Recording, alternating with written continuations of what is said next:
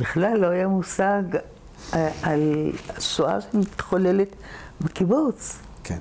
אנחנו מסתכלים, יש כל מיני צרכים, אבל יש לנו ילדים לידינו, ונכדים לידינו, גבוהים כאלה, תמירים, שיכולים לעזור, לסייע, לקחת, לעשייה, ופתאום אין. הבית עומד, כאילו עוד רגע יחזרו. גרביים, כביסה זרוקה, נעליים מפוזרות. עוד רגע ייכנסו, אבל לא. הדמיון עושה לנו, הוא לא עושה לנו דברים טובים. כי את כל הזמן מנסה לשחזר מה קרה בשניות האחרונות. זה לא עושה טוב. הם פחדו, הם צעקו. ואני הייתי בטוח שהאביב עם התושייה שלו ועם היכולות שלו, הוא בטח סוגר את כולם בתוך הממ"ד והם סגורים שם, ואין להם תקשורת, כי הטלפונים לא עובדים או משהו. לא היה לי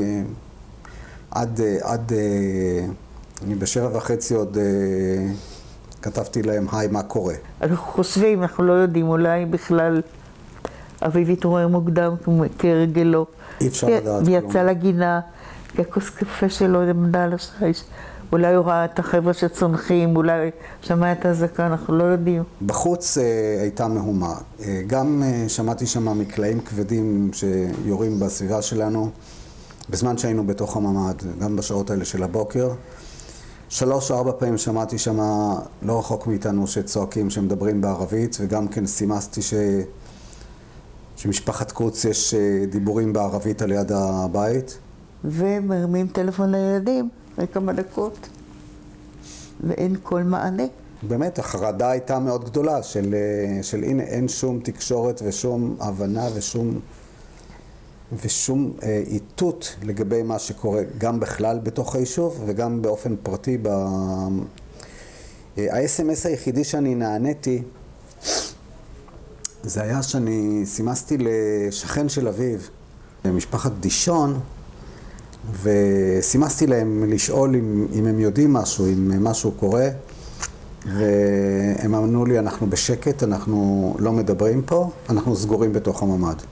ולאט לאט הם הלכו והתקרבו בכביש הזה אלינו, הם שרפו את הבית של גולדשטיין ושינר, ואנחנו לא ידענו אפילו ששם הכל נשרף, לא יכולנו לדעת. אין לנו שום ידיעות מהילדים, ואנחנו אולי הם חטופים, אולי הם פצועים, אולי הם זקוקים לעזרה ואף אחד לא מגיע, אולי לקחו להם רק את הטלפונים, אולי הרגו אותם, אנחנו לא יודעים.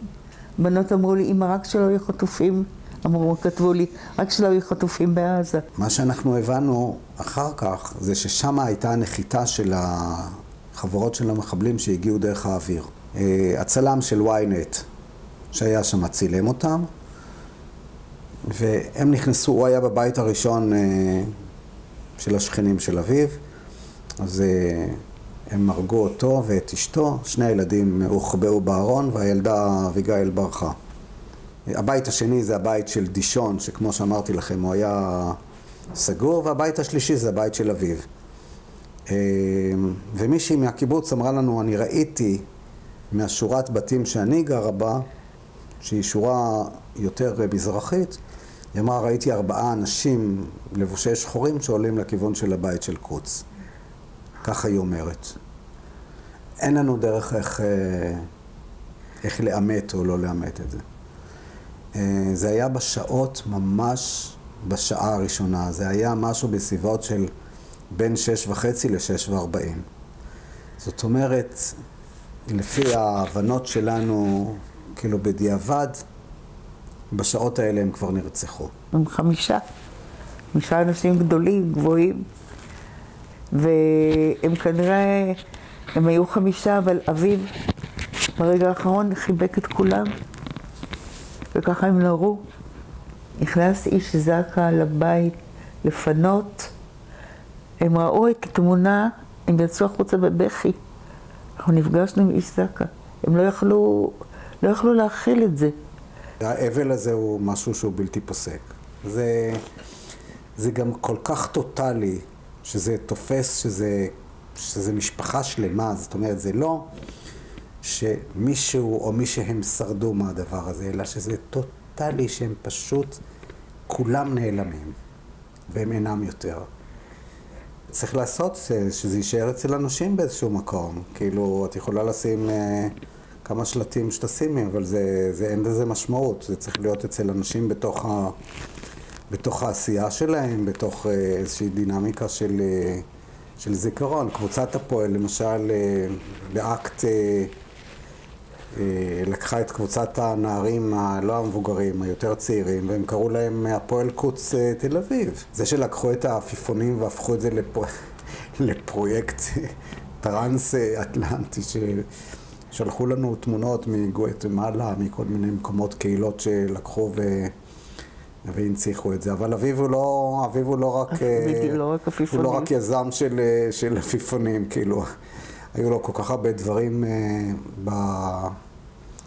בהיסטוריה וביכולות שלו, שזה יהיה שווה באמת למצוא דרכים מה לעשות עם זה. עדיין באבל כבד. אנחנו, כמו שאמרתי, אנחנו חיים מיום ליום.